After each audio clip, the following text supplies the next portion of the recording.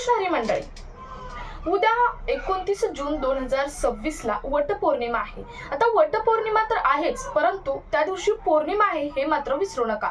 कारण पौर्णिमे दिवशी तुम्हाला अशा काही वटपौर्णिमेची पूजा तर करायचीच आहे, परंतु पौर्णिमे दिवशी सकाळी उठल्यापासून तुम्हाला धनलक्ष्मी प्राप्तीसाठी काही सेवा करायच्या आहेत, काही पूजा करायच्या आहेत। त्या पूजा छोट्या छोट्या आहेत, परंतु तुम्हाला त्यामुळे चांगला असर पडणार आहे किंवा तुम्हाला धनलक्ष्मी प्राप्तीसाठी एक प्रभावी उपाय ठरणार आहे। तर या उपाय कोणता असणार आहे किंवा या छोट्या पूजा कोणत्या करायच्या आहेत, जास्त काही नाही, छोटच आहे, परंतु तुम्हाला प्रभावी आहे, त्यामुळे सांगणं हे गरजेचं आहे।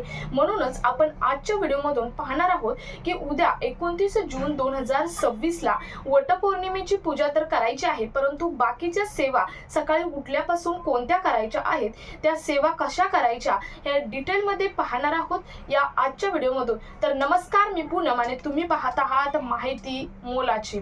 तर उद्या 29 जून 2026 ज्येष्ठ महिन्यातली पौर्णिमा ही वटपौर्णिमा म्हणून मानली जाते। आता वटपौर्णिमेचा जो पूजा आहे ती पूजा करायचीच आहे। आता वटपौर्णिमेला कोणती साडी नेसायची, पूजा कशी करायची याबद्दलचा एक इन डिटेल व्हिडिओ आपल्या चॅनलवर ऑलरेडी आपण पोस्ट केला आहे, तुम्ही चॅनलवरती जाऊन तो पाहू शकतो। परंतु उद्या जरी वटपौर्णिमा असली तरी उद्या पौर्णिमा आहे हे मात्र विसरू नका।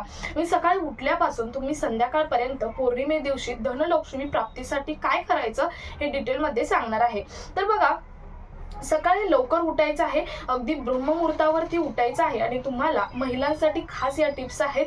तर सकाळी ब्रह्ममुहूर्तावरती उठायचं आहे, तुम्हाला स्नान करून घ्यायचं आहे। स्नान करताना त्यामध्ये थोडीशी चिमूटभर हळद टाकायची आहे।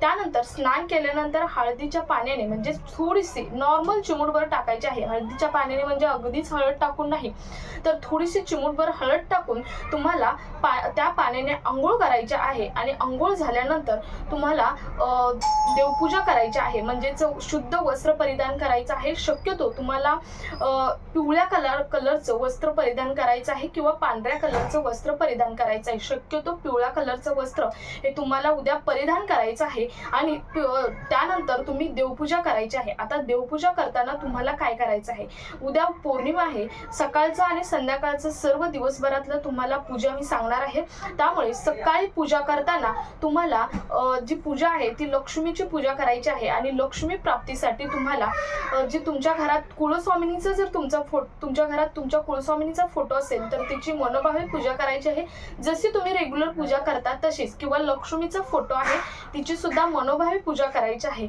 सर्वात महत्त्वाचं म्हणजे उद्या जे श्रीयंत्र असतं, जे लक्ष्मी आणि नारायणाचं बसण्याचं यंत्र आहे, लक्ष्मी प्राप्तीसाठी अत्यंत महत्त्वाचं मानलं जाणारं जे श्रीयंत्र असतं, त्या श्रीयंत्राची उद्या तुम्ही मनोभावे पूजा करायची आहे। उद्या श्रीयंत्र तुम्ही स्वच्छ धुवा किंवा त्यावरती अभिषेक सुद्धा तुम्ही दुधाचा, दह्याचा आणि जरासं तूप आणि अत्तर टाकून तुम्ही त्यावरती अभिषेक करू शकता। अभिषेक करायचा आहे, त्यानंतर तुम्ही त्याच्यावरती कुंकुमार्चन करायचं आहे। हे कुंकुमार्चन तुम्ही खालून वरती करायचं आहे, वरून खालती नाही तर खालून वरती हे कुंकुमार्चन करायचं आहे।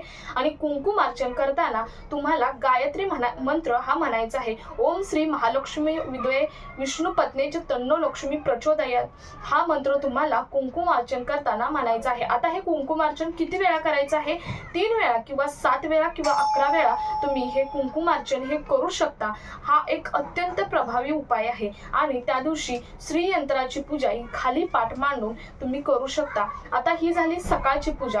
त्यानंतर तुमची वटपौर्णिमेची पूजा आहे, त्याचा मुहूर्त काय आहे ते मी सगळं एका आपल्या इन डिटेल चॅनलमध्ये व्हिडिओमध्ये सांगितलंच आहे, परंतु ते तुम्ही दुपारी पूजा करून घ्या। त्यानंतर तुम्ही दिवसभरात कधीही तुम्ही जे विष्णू सहस्त्र नामावली आहे ते नामावलीचं पठण करू शकता। दिवसभर जेव्हा तुम्हाला वेळ भेटेल तेव्हा तुम्ही विष्णू सहस्त्र नामावलीचं पठण करू शकता। आणि त्यानंतर तुम्हाला संध्याकाळी सत्यनारायणाची पूजा करायची आहे। म्हणजेच दर पौर्णिमेला तुम्ही सत्यनारायणाची पूजा करताच, परंतु तुम्हाला ही पौर्णिमा अतिशय महत्त्वाची पौर्णिमा मानली जाते आणि सत्यनारायणाच्या पूजेची वेळ असणार आहे संध्याकाळी 5 ते 7च्या दरम्यान, 7 ते 5 च्या मध्ये, 5 5 ते 7च्या मध्ये तुम्हाला ही सत्यनारायण पूजा करायची आहे, कारण हा प्रदोष काळ आहे आणि प्रदोष काळात केलेली पूजा ही अत्यंत प्रभावी ठरते.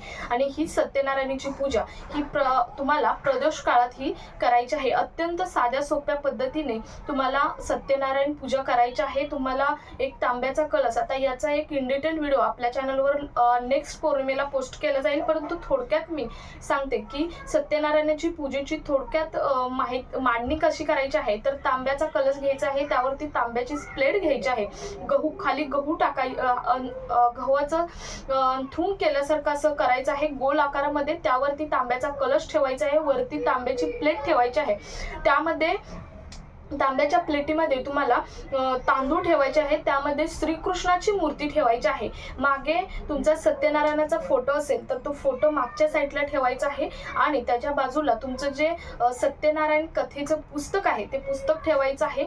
कळशामध्ये पाणी ठेवून तुम्हाला त्यावरती आंब्याच्या डाळ्या असेल तर चालतील किंवा तुम्ही पाने ठेवली तरी सुद्धा चालतात. आणि चौरंगावर ही पूजा मांडायची आहे. चौरंगाच्या चारी बाजूला तुम्हाला ज्या आंब्याच्या ढाळ्या आहेत त्या आंब्याच्या ढाळ्या उभा करून घ्यायच्या आहेत आणि पुढे छोटीशी रांगोळी काढायची आहे. आणि कळशाच्या पुढे तुम्ही गणपतीची पूजा, तुमच्या कुळस्वामीची पूजा आणि तुमच्या कुबेर पूजा असे 3 पूजा मांडून घ्यायच्या आहेत. ते पूजा कशा मांडायच्या तर तुम्हाला 2 विड्याची पाने घ्यायची आहेत. म्हणजे एक विडा बोलला जातो, 2 पानांचा एक विडा असतो तो घ्यायचा आहे. प्रत्येक 2-2 अशी 3 वेळा पाने मांडायचे आहेत. पहिला आहे तो गणपतीचा, त्याच्यावरती सुपारी ठेवायची आहे, मनोभावितेची पूजा करायची आहे. त्यानंतर दुसरी आहे कुबेर पूजा आणि तिसरी आहे ती म्हणजे तुमच्या कुळस्वामीची पूजा आहे ती. आणि ही सर्व पूजा ही तुम्हाला सत्यनारायणाची जी पुस्तक आहे, कथेचं पुस्तक आहे, त्याच्या पहिल्या पानावरती ही पूजा करताना काय म्हणायचं हे सर्व सांगितलेलं आहे. ते बघून तुम्ही ही सर्व पूजा करू शकता. ही अतिशय महत्त्वाची आणि प्रभावी पूजा आहे पौर्णिमेची. तुमच्यावरती जर कोणतं संकट असेल, तुमची जास्त दिवस कामे होत नसतील तर यासाठी एक अत्यंत प्रभावी मानला जाणारा हा उपाय आहे. हा उपाय दर पौर्णिमेला करायला विसरू नका, परंतु हा उपाय या पौर्णिमेला तर नक्की करा, कारण हा उपाय या पौर्णिमेला अत्यंत प्रभावी ठरणारा उपाय आहे. तर मला वाटतं सकाळपासूनची एवढी जरी पूजा तुम्ही केली तर तुम्हाला धनप्राप्तीसाठी अत्यंत महत्त्वाची मानली जाणारी पूजा आहे. सो हा व्हिडिओ जास्तीत जास्त तुमच्या मैत्रिणींपर्यंत शेअर करा. भेटूया पुढच्या एका अशाच मोलाच्या माहिती समवेत. तोपर्यंत धन्यवाद.